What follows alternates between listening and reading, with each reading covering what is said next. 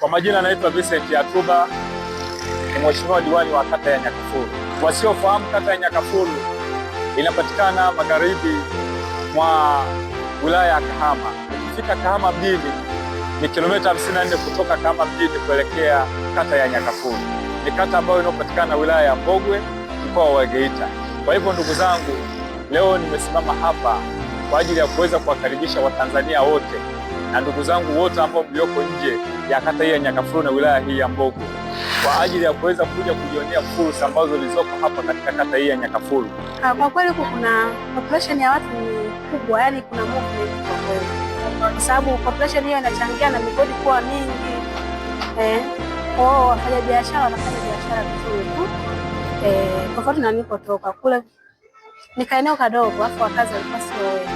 Fursa nyingi ambazo zinazoendelea kupatikana, mfano kuna uchimbaji wa madini, tuna migodi iko mingi ambayo ya dhahabu ambayo inaendelea kutoa mpaka sasa, lakini bado tuna vyanzo vingi sana vya mapato.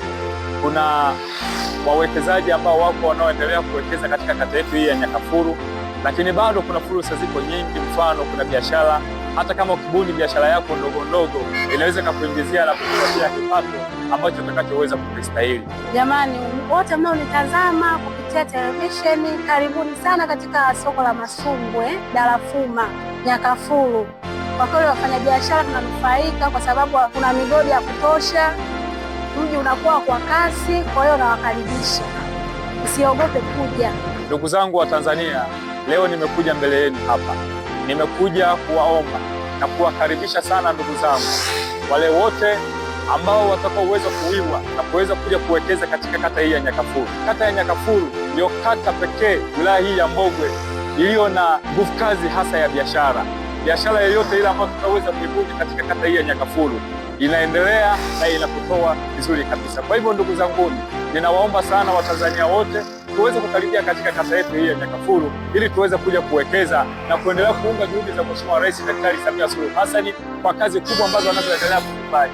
Kwa hivyo ndugu zangu, nahitaji sana tuzidi kuendelea kushirikiana na kushikamana katika hili.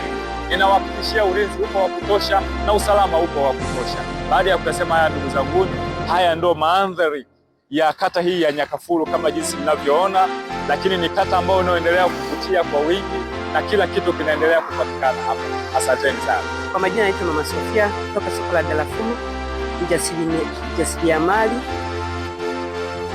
Tunahitaji soko letu kuboreshwa na juu ya biashara zetu na kuongezewa mtaji kwa ajili ya kuboresha biashara. Unaona Nyakafulu sasa hivi iko tofauti kabisa na miaka mingine. Kama anajitahidi kutapanga, kuchongea barabara, amejitahidi kwa kiwango kikubwa, ila tunachomwomba sasa zile barabara tuwekee mola ili kidogo usafiri wetu usilete changamoto ya kuzama kwenye tope. Tunashukuru kwa kweli kwa hatua yake. Naitwa Deogratis Alex kutoka soko la Darafuma.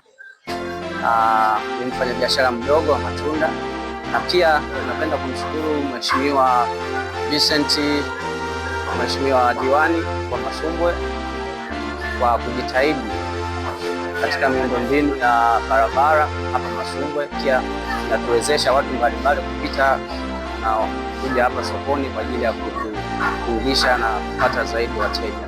Zungumzia kazi ya Mheshimiwa diwani, nataka tushike mkono wanawake kwa ajili ya mwaka huu wa 2026 ili wanawake tuonekane kiuchumi huko bora.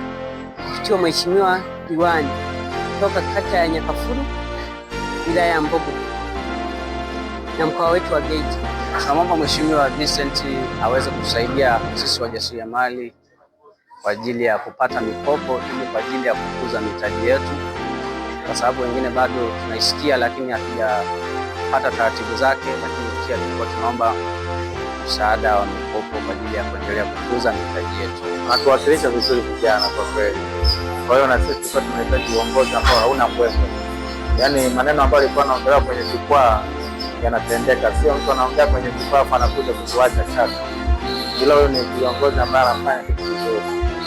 Kwa tunamshukuru Mungu kwa kutupa kijana mwenzetu, kwa kweli anatuwakilisha vizuri vijana.